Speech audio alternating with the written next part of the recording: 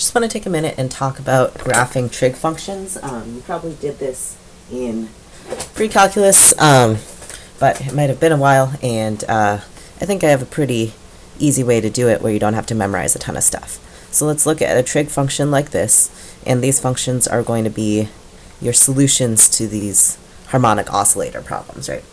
Last time we saw in general, the solution was y equals some constant times cosine of omega naught t minus gamma, where omega naught was the root of k over m. That was given by what type of spring you have and the mass you have, and then delta was determined by your initial conditions.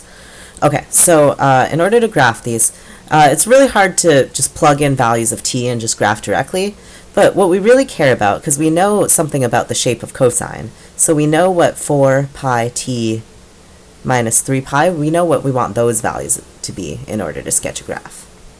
So we'll just go off those, and the easiest ones to do are 0, pi over 2, pi, 3 pi over 2, and 2 pi. We know that those values, cosine of 0 is 1, cosine of pi over 2 is 0, so we can get a rough shape of a cosine graph that way. And then we'll just figure out what values of t give us those values. That way we're not guessing what to plug in for t. And then an easy column to fill out is what y of t is going to be. Let's do that directly, actually. So it's just 5 times cosine of this value, right? So cosine of 0 is 1, 5 times that is 5. Cosine of pi over 2 is 0, 5 times 0 is 0. Cosine of pi is negative 1, 5 times negative 1 is negative 5. Cosine of 3 pi over 2 is 0, and cosine of 2 pi is 1, 5 times 1 is 5. So that's the easy column to fill out, and then we just have to solve for t over here. So we'll just solve a few equations. 4 pi t minus 3 pi equals 0, so that means t must be 3 pi over 4 pi, which is 3/4. And then we keep doing that. 4 pi t minus 3 pi is pi over 2. So we can cancel out the pi's immediately. So let's see, 4t is 7/2, 1/2 plus 3. And so t is 7/8. And then 4 pi t minus 3 pi equals pi. So 4 pi t equals 4 pi, so t is 1. And then we see the pattern, right? We're going up by 1/8, so we might as well keep doing that. You can solve the equations to check if you don't believe me, but 9/8 and then 10/8 is 5/4. All right, then we graph. I like keeping the same scale for y and t. It doesn't always make sense. If instead of 5 I had 1,000, it certainly wouldn't make sense. But this gives me a sense of what the period is if I graph it with the same scale. Otherwise, actually, if they tell you to change the scale in every problem, all of your graphs are going to look the same. Cosine of t is going to look the same as cosine of 2t, which is going to look the same as 6 cosine of 2t. That doesn't make any sense to me. So 1, 2, 3, 4, 5. It's pretty convenient just to go up by 1 here. 1, 2, 3, 4, 5. This is negative 5. And then, okay, this is going to look a little funny because I go up to 1 here. So that means at 3/4, my y value is 5. 3/4, comma 5. And then at 7/8, I'm already down at 0. So again, the scale doesn't necessarily make sense once you draw, but I think it's interesting to see that all 5 of these values are close together. So I'm going to go down